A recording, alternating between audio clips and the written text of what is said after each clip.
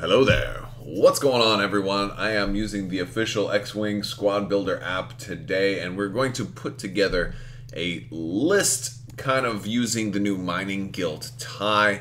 I've seen a lot of people asking me what I think of the Mining Guild tie, and I gotta be honest with you. It looks an awful lot like the Z95. And, so I figured I'd put together a list that might, honestly, I kind of like the Z95 better. There are some differences, of course, but if we compare them, like let's go with our cheapest option, right? We're 2222.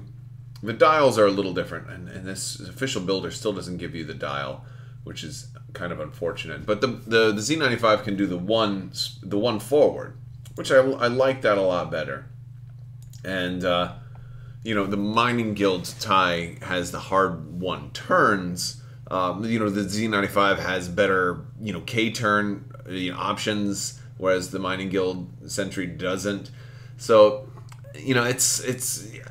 there's some pros. Basically the tie is a little more maneuverable, but the Z95 can take the slower approach, which, especially if you're using missiles with it, is fine. Now, the point costs are the same. So, and I guess you got a white barrel roll with the Mining Guild tie, which is okay, but you can't target lock, so there's a little bit of course, if you're target locking, it's probably for a missile. It kind of depends. But I think the thing that gives the tie its advantage is the notched stabilizer. So when you move, you can ignore asteroids. Because if it didn't have that, I would think, I would probably just rather take that Z95, considering it's got illicit and the missile also. But, and it's got two shields. It can take a whole extra hit beyond what the tie can take. And yes, the tie's got more agility, but I don't count those green dice because those green dice are terrible. So how best to take advantage of these ties, and let's put them to a build and see if we can make them work a little bit more.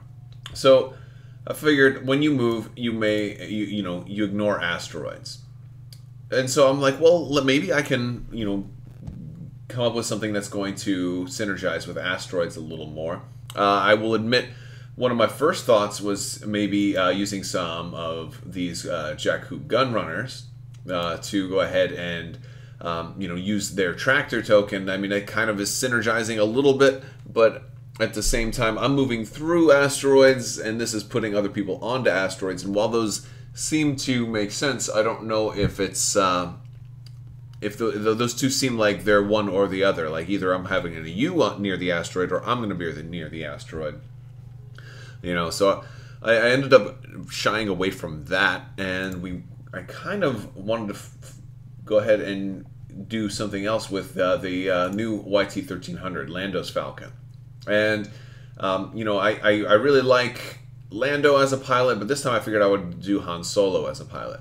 And I realized immediately the one downfall is that everybody's favorite gunner is Han Solo as a gunner, and you can't use Han Solo as a gunner if you're having Han Solo as your pilot. So why do I want to use Han Solo as a pilot here? And that's because while you defend or perform a primary attack, if the attack is obstructed by an obstacle, you may roll an additional die. And so that can potentially make this ship roll an awful lot of dice.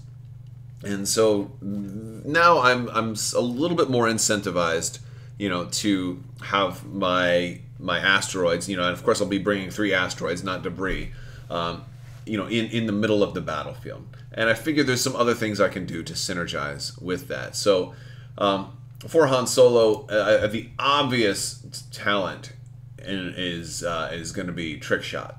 While you perform an attack that is obstructed by an obstacle, roll an additional attack die. I think that's maximizing what you do well, and if you can pull it off, you're gonna have at least 4 dice, potentially 5. So that much is really nice. And that could work. That could totally work.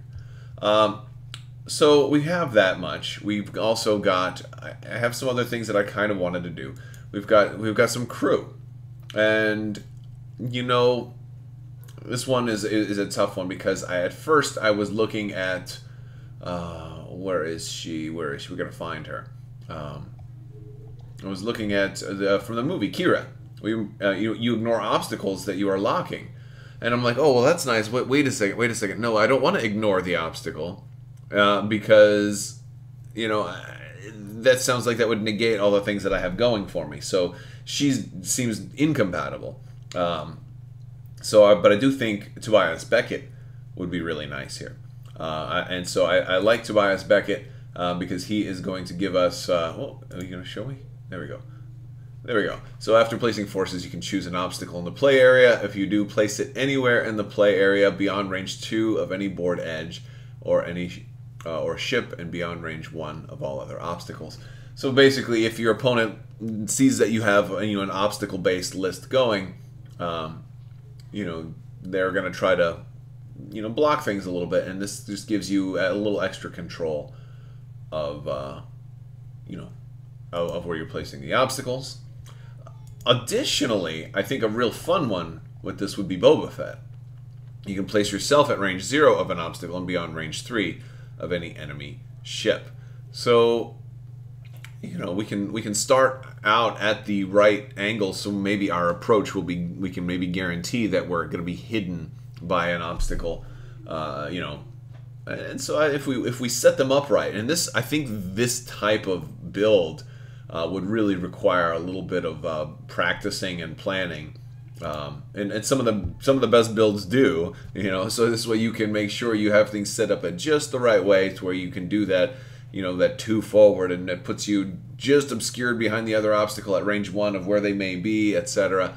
So that much might be fun. Or the other thing is, you could potentially start out pointed away from somebody, and maybe you want to give yourself the illicit here of the rigged cargo chute.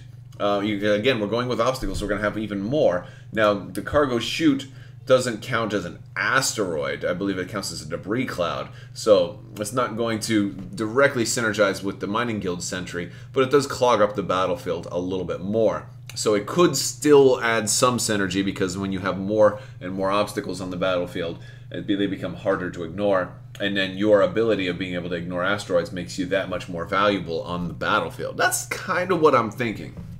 All right. So we also have... we can put a couple other things on here. We can put the title. We can run Lando's Falcon. We can put an escape craft on here. I mean, that's a good idea. All right, let's put an escape craft on there. We've got the autopilot drone if we just want to spend the shields off of it. L3, or we could put Lando on there. And I kind of like Lando here because, let's face it, we'll be able to use that ability. We can take the shields. We're going to be getting a lot of extra dice with Han. Lando can let us re-roll the blanks. Just seems like a natural fit. So we can go ahead and do that. I like that. I like that. All right, so we have got Han and Lando, and now we've got some points left over for some Mining Guild ties. And at this point, I could really just fill the rest of the list up with a bunch of generics. We have... how many more? Let's see. Boom, boom, boom. They're down at the bottom, aren't they? Yes. We could fill them up with a bunch of... let's see, we have 24, 45, 60. We could 1, 2, 3... well, let me put them off the bottom. So I'll put Han Solo and Lando at the top. We got 1, 2, 3, and 4. And that gives us 7 points to spare, so we could definitely go with that. But, one of the things that I'm a little more reluctant to run the Mining Guild ties with is just because of the fact that if we're going to have a crowded board, I would like to give them trick shot as well. And because, but I need ones that can take the talent, right? So I could go with the Surveyor. He's kind of cheap. We can give him trick shot, which is always at the bottom here. Now that, we still have a pilot skill, or initiative 2, but who can now roll 3 dice or even 4 dice, potentially, if we get close enough. That much is nice. And it synergizes directly with the ability. So I think our trick shot is a really good option for these Mining Guild ties. But there's also some ties that can roll even more dice. So like we've got Ahab, who's actually a pretty good option, right? And we can give, I want to give them all trick shot. Of course, we're going to run out of points a little bit quicker if we're rocking the named guys. And we've got Captain Seavor. This is the, if they're, yeah, we can give, he's got the defense. And it's going to give somebody a tractor. And we got that guy. Yeah, there's, so, you know, I think Ahab is a good one. Let's add another, I don't think any of these other guys are going to be particularly cool, but I think Proach giving somebody a tractor token is going to be nice with this, simply because of the of being able to tractor somebody and put them into one of those obstacles. Where again, we're going to have obstacles all over the place. It all seems to work out, and that's, you know, that's where we kind of have to start calling it, because we're at 187. We have a little bit of points left over for some upgrades. So one of the things I can do is I can go back to the gunner slot here on Han Solo. It's a little trickier now because we have some interesting things. Like, I think skilled bombardier is going to work here because it's for device, and your cargo chute, I believe, counts as a device. So we can put skilled bombardier on there, or we could easily go with Bosk. That would be a fun one, you know, to get that extra shot. Let's put a skilled bombardier on there. This still gives us 11 more points. We you know, we could probably go ahead and put the boost engine upgrade on there too. We could put engine upgrade. That would take us almost all the way there. I don't think I need to spend any points on Lando. I think he's going to stay docked pretty much the whole time. But since I have an extra point, in case we do end up deploying Lando, I could go ahead and give him trick shot as well, because, you know, it might happen. We might actually deploy him. And when we do, trick shot would actually work. And I'll stop at 199 for this list, but that is the list. So, I mean, we could change it around and go with more generics instead of the named ties, but these guys do have some utility, and they're not too much more expensive.